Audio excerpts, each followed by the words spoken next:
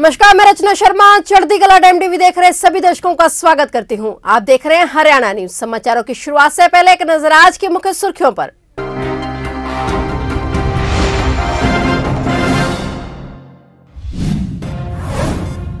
पंचायती राज संस्थाओं के सदस्यों के शपथ ग्रहण में शामिल हुए मुख्यमंत्री मनोहर लाल। सीएम बोले, बिना भेदभाव के सेवा भाव से करें विकास।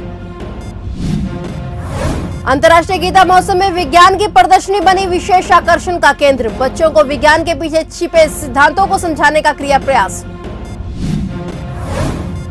अंबाला कैंट के पीडब्ल्यू रेस्ट हाउस में लगा गृह मंत्री विज का जनता दरबार। प्रदेश से हजारों की संख्या में फरियादी पहुंचे अपनी फरियाद लेकर।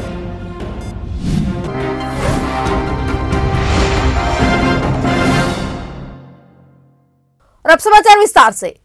हरियाणा के मुख्यमंत्री मनोहर लाल आज शनिवार को प्रदेश भर में नवनिर्वाचित पंचायती राज संस्थाओं के प्रतिनिधियों के शपथ ग्रहण में शामिल हुए। उन्हें संबोधित करते हुए मुख्यमंत्री मनोहर लाल ने सर्वप्रथम सभी पंच, सरपंच, ब्लॉक समिति सदस्यों व जिला परिषद सदस्यों को बधाई दी। उन्होंने कहा कि सभी जनप्रतिनिधि 5 वर्ष तक बिना भेदभाव के अपने अपने क्षेत्र में विकास कार्य करें, पूरे क्षेत्र को अपना परिवार माने और सेवा के भाव से दायित्व निभाते हुए क्षेत्र का विकास करें। मुख्यमंत्री ने पंचायत को गाँव की सरकार बताया। उन्होंने कहा कि विधानसभा और लोकसभा सत्र की तर्ज पर ही जिला परिषद व पंचायत समिति का 1 या 2 दिन का सेशन बुलाया जाना चाहिए ताकि जनता के मुद्दे उठाए जा सके और विकास किया जा सके। आज प्रदेश भर के हर जिले, ब्लॉक व गांव में शपथ ग्रहण कार्यक्रम आयोजित किया गया था। इसमें 6200 सरपंच, 60,133 पंच, 3081 ब्लॉक समिति सदस्यों व 411 जिला परिषद सदस्यों ने शपथ ली। मुख्यमंत्री मनोहर लाल ने वर्चुअली जुड़कर सर्वप्रथम इन्हें संबोधित किया और इसके पश्चात वहां मौजूद अधिकारियों से उन्होंने शपथ दिलाई। आज के इस बहुत ही एक पवित्र समारोह में मेरे साथ यहां केंद्रीय कार्यक्रम पर उपस्थित हमारे ग्राम विकास एवं पंचायत मंत्री श्री देवेंद्र बबली जी, प्रदेश के अन्य स्थानों पर उपस्थित सभी हमारे मंत्रीगण, सांसदगण, विधायकगण एवं प्रदेश भर से जुड़े हुए सभी हमारे प्रमुख नागरिकों में बुजुर्गों, नौजवान साथियों, माताओं, बहनों, पत्रकार, छायाकर मित्रों, ये दिन जिसको मैं ये कहूंगा कि आज लोकतंत्र का एक महान उत्सव है, हमारे लिए बहुत ये खुशी का दिन है, क्योंकि जब पंचायती राज व्यवस्था देश में लागू हुई तो ये कहा जा रहा है कि लोकतंत्र का जो प्रारंभिक चरण है वो पंचायती राज से ही शुरू होता है। एक व्यापक स्तर पर नागरिक अपने मतदान के द्वारा अपनी स्थानीय सरकार को चुनते हैं और एक प्रकार का ये अपना अधिकार, एक प्रकार का उसका उपयोग करते हैं कि कौन हमारी व्यवस्थाओं को अच्छे प्रकार से, हमारे विकास को अच्छे प्रकार से समझ करके कर सकता है। हर 5 वर्ष बाद ये चुनाव होता है। हमारे यहाँ भी 2016 के बाद अब ये चुनाव 2022 में ये प्रदेश में हुआ है। 7 अक्टूबर को इसकी घोषणा हुई थी और 30 नवंबर को एक प्रकार से इसका समापन हुआ, नोटिफिकेशन हुआ। एक लंबे समय में, लगभग 1.25 महीने में इस सारे कार्य को हमने संपन्न किया। अंतर्राष्ट्रीय गीता महोत्सव में society for promotion of science and technology की ओर से लगाई गई विज्ञान की प्रदर्शनी लोगों के लिए विशेष आकर्षण का केंद्र बनी हुई है। प्रदर्शनी में रोचक प्रोजेक्ट के जरिए बच्चों को विज्ञान के पीछे छिपे सिद्धांतों को समझाने का प्रयास किया जा रहा है। इस दौरान पहुंचने वाले लोग और बच्चे बड़े ही जिज्ञासा के साथ इस प्रोजेक्ट के बारे में जानकारी ले रहे हैं। इस अवसर पर हरियाणा सरकार के पूर्व मुख्य सचिव धर्मवीर सिंह, फिजिक्स की प्रोफेसर किया धर्मवीर और इंजीनियर ML गर्ग भी वहां पर विशेष तौर पर पहुंचे। उन्होंने कहा कि अभी 2 बसों के जरिए यह सोसाइटी साइंस एंड टेक्नोलॉजी का प्रचार कर रही है, लेकिन निकट भविष्य में इस प्रकार के और भी प्रयास करने की आवश्यकता है। कोई भी ह्यूमन एक्टिविटी ऐसी नहीं है जिसमें विज्ञान ना हो। बच्चा कैसे पैदा होता है, कैसे बढ़ता है, ब्रेन का कैसे डेवलपमेंट होता है, शरीर का कैसे डेवलपमेंट होता है, जब पढ़ता है तो उसका भी एक साइंटिफिक मेथड है। और जैसे गाड़ी चला रहा है, गाड़ी पे खुद चाहे साइकिल चला रहा हो या और कुछ चीज़ है, कागज़ है, कपड़ा है, सारा साइंस टेक्नोलॉजी से जुड़ा हुआ है। तो ये बड़ा ज़रूरी है कि हम अपने बच्चों को साइंस और टेक्नोलॉजी के बारे में उनमें जिज्ञासा पैदा करें और जागरूकता पैदा करें और उनको ये बताएं कि जो घर में चीज़ें हैं उसमें ऐसे प्रिंसिपल्स होते हैं जो कि हम किताबों में पढ़ते हैं, लेकिन किताबों से पढ़कर उनसे रिलेट नहीं कर पाते या जोड़ पाते हैं। तो इसकी वजह से साइंस एंड टेक्नोलॉजी ऐसा है जैसे कि इतिहास है या कुछ और है, तो रटने की लोग कोशिश करते हैं।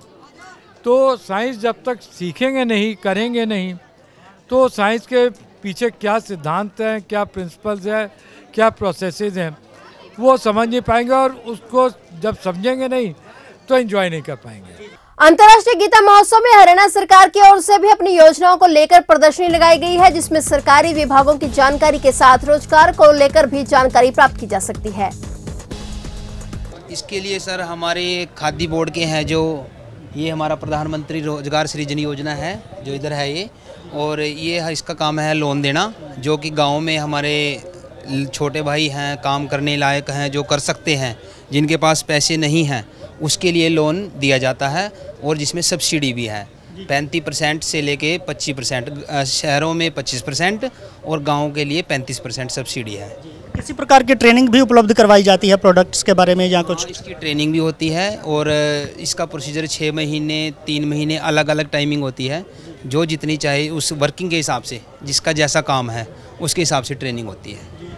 आ भी रहे हैं लोग, पूछ भी रहे हैं? हाँ, आ भी रहे हैं। हमारे इधर पैम्पलेट भी है इधर, जो जिनको जानकारी देने के लिए ये ले जाते हैं, और इसके लिए कोई भी भाई अपना रोजगार लघु उद्योग कोई करना चाहता है, लगाना चाहता है तो लगा सकता है आमदनी के लिए अपनी। एक बार फिर से हरियाणा के गृह मंत्री अनिल विज अंबाला कैंट के पीडब्ल्यूडी रेस्ट हाउस में जनता दरबार लगाकर लोगों की समस्याएं सुनेंगे। इस मौके पर पूरे प्रदेश से हजारों की संख्या में फरियादी अपनी फरियाद लेकर Ambala cantt PWD rest house पहुंचे। बता दें कि गृह मंत्री का जनता दरबार बहुत ही प्रचलित है। लोगों को विश्वास होता है कि गृह मंत्री अनिल विज इसकी समस्या का समाधान जरूर करेंगे। सुबह से ही लोग पीडब्ल्यूडी रेस्ट हाउस में आना शुरू हो गए। बता दें कि आचार संहिता लगने के कारण जनता दरबार को कुछ समय के लिए स्थगित किया गया था। आज एक बार फिर से जनता दरबार लगाया जा रहा है। हरियाणा के खेल एवं युवा मामले मंत्री सरदार संदीप सिंह ने कहा है कि नगरपालिका सहित तमाम सरकारी दफ्तरों में लोगों के काम लटकाने वाले कर्मचारियों की अब खैर नहीं। ऐसे कर्मचारियों के खिलाफ सख्त कार्रवाई की जाएगी जो लोगों की फाइलों को लटका कर रखते हैं। उन्होंने नगरपालिका पार्षदों की बैठक ली। बैठक में पार्षदों ने शहर में होने वाले विकास कार्यों की रूपरेखा खेल मंत्री के समक्ष रखी। उन्होंने कहा कि जल्द ही करोड़ों रुपए का नया बजट शहर के विकास के लिए जारी किया जाएगा। पार्षदों की मांग पर खेल मंत्री ने कहा कि यदि कोई कर्मचारी उनकी सुनवाई नहीं करता तो वह लिखित रूप में उन्हें शिकायत दे सकते हैं। ऐसे कर्मचारी को निलंबित करने के साथ साथ उनका तबादला भी यहाँ से करवाया जाएगा। इसके अलावा खेल मंत्री ने गाँव टिकरी स्थित कार्यालय में लोगों की समस्याएं भी सुनी।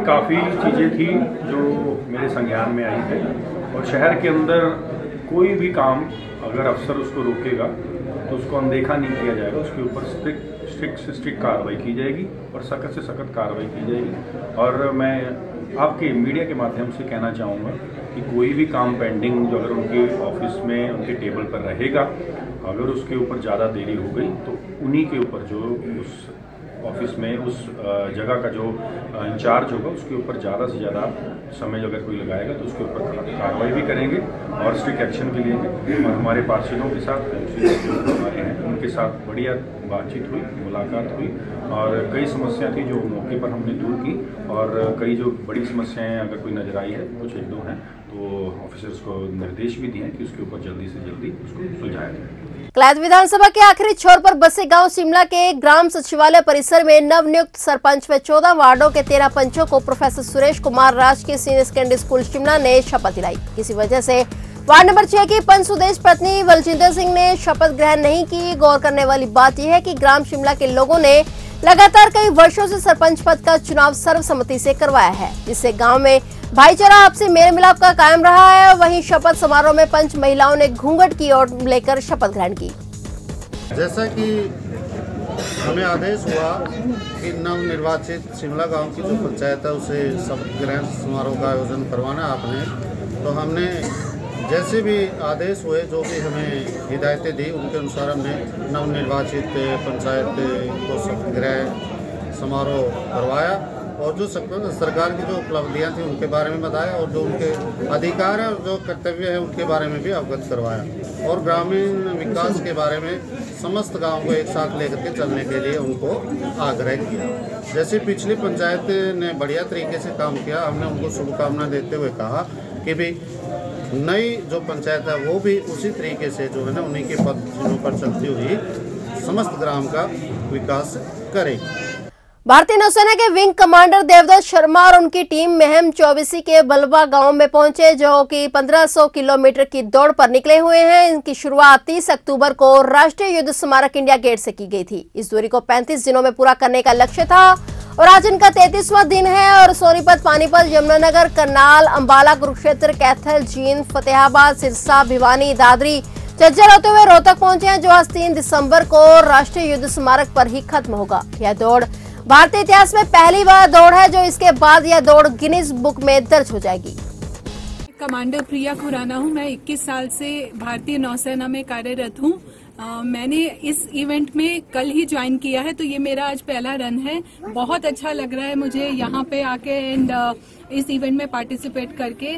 बस्तार स्थित राजकीय महिला महाविद्यालय में आयोजित जिला स्तरीय विज्ञान प्रदर्शनी में छात्र छात्राओं ने अपने इनोवेटिव आइडिया को मॉडलों के रूप में प्रदर्शित किया। जिस तरह के मॉडल छात्रों द्वारा प्रदर्शित किए गए, उनसे यह प्रतीत होता है कि आज का युवा भविष्य की चुनौतियों से निपटने के लिए अपने मॉडल से एक नया रोड मैप तैयार कर रहा है। केंद्रीय गन्ना प्रजनन केंद्रीय क्षेत्रीय कार्यालय के प्राचार्य एवं निदेशक डॉक्टर शशिकांत ने बतौर मुख्य अतिथि शिरकत की। साथ ही विभिन्न कॉलेजों के एचओडी की भी इस विज्ञान प्रदर्शनी का अवलोकन करने के लिए पहुंचे हुए थे। उन्होंने छात्रों के मॉडलों की प्रशंसा की और कहा कि इन्हीं मॉडल के आधार पर भविष्य में आने वाली चुनौतियों से निपटा जा सकता है। ये हमारा जो डिपार्टमेंट है, department of higher education Haryana का, ये उनका इनिशिएटिव है और हर डिस्ट्रिक्ट में पूरे हरियाणा भर में इस तरह की साइंस एग्जीबिशन लग रही हैं जी। और उसमें से करनाल की जो एग्जीबिशन, जो साइंस एग्जीबिशन लगाने की जिम्मेदारी हमारे इस कॉलेज को, जो नया कॉलेज है, उसको दी गई थी और बहुत ही शॉर्ट नोटिस पर हमने इसको किया है। परंतु इस एग्जीबिशन में जैसा देखा है कि करनाल और पानीपत डिस्ट्रिक्ट के गवर्नमेंट और गवर्नमेंट एडेड कॉलेज को ही लिया जाना था, परंतु ये जो एग्जीबिशन है कई मायनों में अलग है। इसमें पहली बार हरियाणा के अंदर हमने कई नए प्रयोग किए जी। पहला प्रयोग ये था कि इसमें सेल्फ फाइनेंस कॉलेज को भी इन्वॉल्व किया गया, उनको भी इन्वाइट किया गया और करनाल और पानीपत के जो प्रोफेशनल इंस्टीट्यूशंस हैं, जैसे NDRI है, सॉइल साइंटिफिक रिसर्च इंस्टीट्यूट है, हमने उनको भी इन्वाइट किया कि वो भी अपने मॉडल यहाँ पर लाकर अपने बच्चों को पेश कर, ताकि एक इंटरेक्शन हो आपस में बच्चों का। तीसरा हमने एक प्रयोग किया कि पहले जो था, जो जजेस वगैरह थे, सब कॉलेज लेवल पे ही लगाए जाते थे। हमने उन सबको हटा करके नई परंपरा शुरू की है कि सारे यूनिवर्सिटी के HODs हैं, इसमें कुरुक्षेत्र यूनिवर्सिटी के, अशोका यूनिवर्सिटी और जी यूनिवर्सिटी के भी जो कई डिपार्टमेंट, 7 जो सब्जेक्ट है, 7 डिपार्टमेंट के चेयरमैन और हेड खुद यहाँ पे उपस्थित हैं। भारतीय किसान यूनियन के राष्ट्रीय प्रवक्ता व किसान नेता राकेश टिकैत ने भाजपा सरकार पर खूब हमले बोले। किसान नेता राकेश टिकैत ने कहा कि यमुनानगर प्रदेश के जिला पंचायत चुनाव में भाजपा और उसके सहयोगी दलों की हार यह साबित करती है कि हरियाणा में किसान मजदूर एकता मजबूती से खड़ी है। लेकिन जिस प्रकार भाजपा के सरकार के दबदबाव और जबरदस्ती से जिला पंचायत चेयरमैन बनाने का रिकॉर्ड पूरे देश में है, वैसे हरियाणा में भी लागू करेगी। टिकैत ने यह बयान जगाधरी ब्लॉक के अध्यक्ष विनोद गुर्जर तेलीपुरा के बेटे की शादी समारोह में पहुंचने के शुभ अवसर पर कहे। जिला अध्यक्ष सुभाष गुर्जर उनके साथ मौजूद रहे। राकेश टिकैत ने कहा कि किसानों की लगातार आर्थिक हालात कमजोर होते देखकर खट्टर सरकार को 500 रुपए प्रति क्विंटल गन्ने का रेट घोषित करना चाहिए।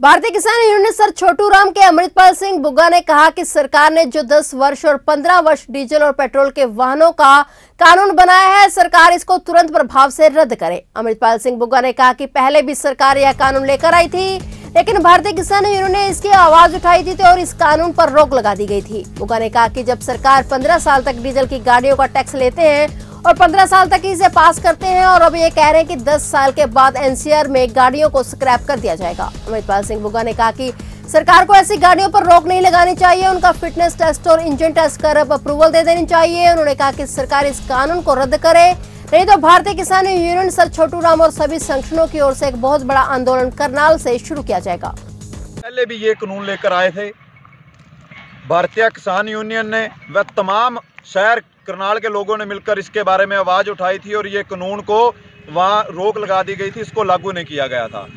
ये सरकार इतनी नकम्मी सरकार हम कह सकते हैं। ये 15 साल डीजल की गाड़ियों का टैक्स लेते हैं, 15 साल के लिए पास करते हैं। आज भी गाड़ियों को 15 साल के लिए इन्होंने पास कर रखा है, पर आज कह रहे हैं कि 10 साल के बाद एनसीआर में गाड़ियों को स्क्रैप कर देंगे। सोचने वाली बात यह है कि कुछ लोग ऐसे हैं जो 10 सालों में 20,000 किलोमीटर गाड़ी चलाते हैं। कुछ बड़े लोग या व्यापारी लोग ऐसे हैं जो 1 साल में 5 लाख किलोमीटर गाड़ी चला देते हैं। गाड़ी कोई सालों से हम उसका पैमाना नहीं लगा सकते कि कितने साल चली है, ये चलने के लायक है या नहीं। उसका पैमाना लगाया जा सकता है उसके फिटनेस टेस्ट से। जब 15 साल का इन्होंने टैक्स ले लिया, गाड़ी पास कर ली, उसके बाद उसका टैक्स बॉडी टेस्ट लें, इंजन टेस्ट लें। अगर गाड़ी पास करती है उसको अप्रूवल दे दें, उसको और आगे बढ़ा दें। ऐसे गरीब लोग हैं जो मध्यम वर्ग लोग हैं, वो 10 साल की गाड़ी लेकर अपने बच्चे पालने के लिए लेते हैं, ना कि लग्जरी लाइफ जीने के लिए। वो बार बार नई गाड़ी नहीं ले सकते। और सरकार को एक तो हम करते हैं निवेदन कि जो ये कानून है इसको यहीं का यहीं इस पे रोक लगा दो, इसको रद्द कर दो, नहीं तो विरोध के लिए तैयार रहो। हम सीधे तौर पर ये बात सरकार को कहना चाहते हैं। सीधी सीधी चेतावनियां भारतीय किसान यूनियन सर छोटू राम की तरफ से, तमाम संगठनों की तरफ से। गुरु नानक गर्ल्स कॉलेज में गुरुवार को कॉलेज की दूसरी मंजिल से गिरने से हुई मानसी की मौत के लिए परिजनों ने 3 लड़कियों व एक लड़के पर तंग करने के आरोप लगाए हैं। पुलिस द्वारा शव का पोस्टमार्टम करवाकर शव परिजनों को सौंप दिया गया। पुलिस ने आरोपी चारों के खिलाफ धारा 306 के तहत केस दर्ज कर आगामी जांच शुरू कर दी है। मृतक की मां ने बताया कि 3 लड़कियां व एक लड़का उनकी बेटी को तंग कर रहे थे। सुबह उसका फोन आया तो वह डरी हुई थी और परेशान थी। बता दें कि 31 अक्टूबर को डीएवी गर्ल्स कॉलेज की तीसरी मंजिल से अंतिम वर्ष की छात्रा आंचल भी कूद गई थी और उसकी भी मौत हो गई थी। क्या पूरा मामला क्या बताएंगे? ये जो मानसी थी ये अपनी भांजी लगती थी।